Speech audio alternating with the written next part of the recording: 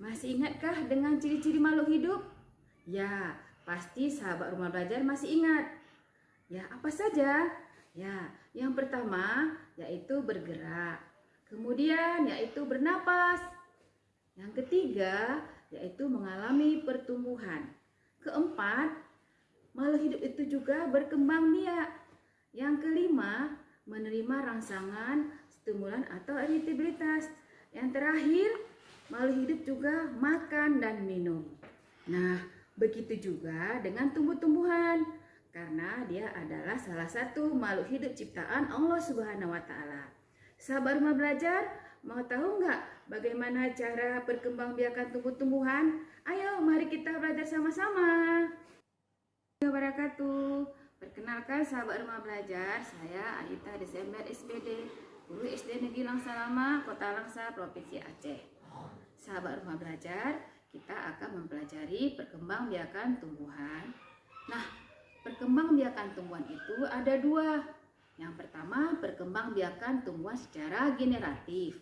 Yang kedua, perkembangbiakan tumbuhan secara vegetatif. Nah, perkembangbiakan tumbuhan secara vegetatif juga terbagi dua, yaitu yang pertama, perkembangbiakan tumbuhan vegetatif secara alami, dan yang kedua, perkembangbiakan tumbuhan secara vegetatif buatan. Pada video kali ini, kita akan membahas materi tentang perkembangbiakan tumbuhan secara vegetatif alami. Nah, nanti diharapkan siswa dalam mempelajari pelajaran ini akan mengetahui bagaimana cara perkembangbiakan tumbuhan secara vegetatif alami dan juga mengetahui apa itu yang dimaksud dengan perkembangbiakan tumbuhan secara vegetatif alami. Dan yang terakhir, siswa juga akan mengetahui tumbuh-tumbuhan yang berkembang biak dengan secara vegetatif alami.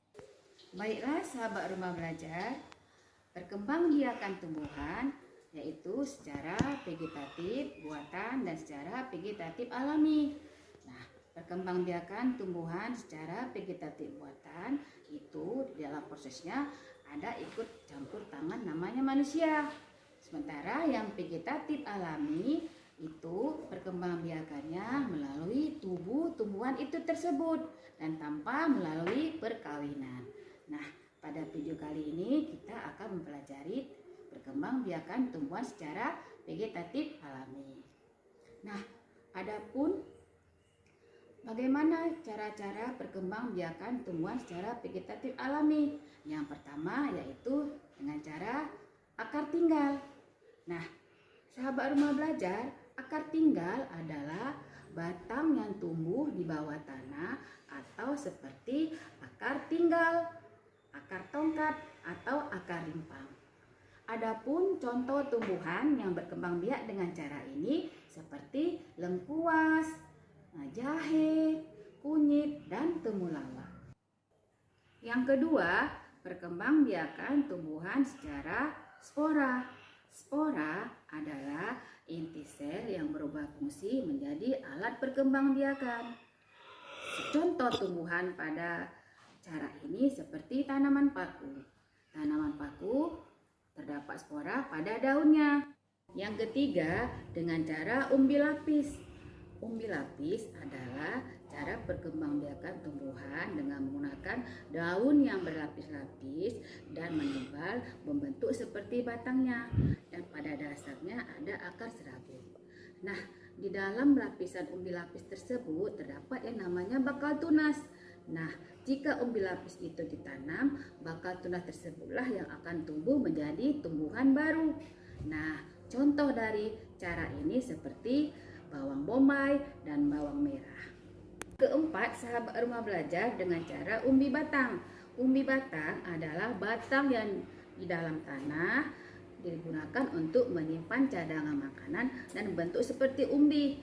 Nah, jika umbi tersebut ditanam, maka tumbuhlah tunas baru atau individu baru. Contoh tumbuhan yang berkembang biak dengan cara ini seperti kentang dan umbi jalar. Yang kelima, dengan cara umbi akar.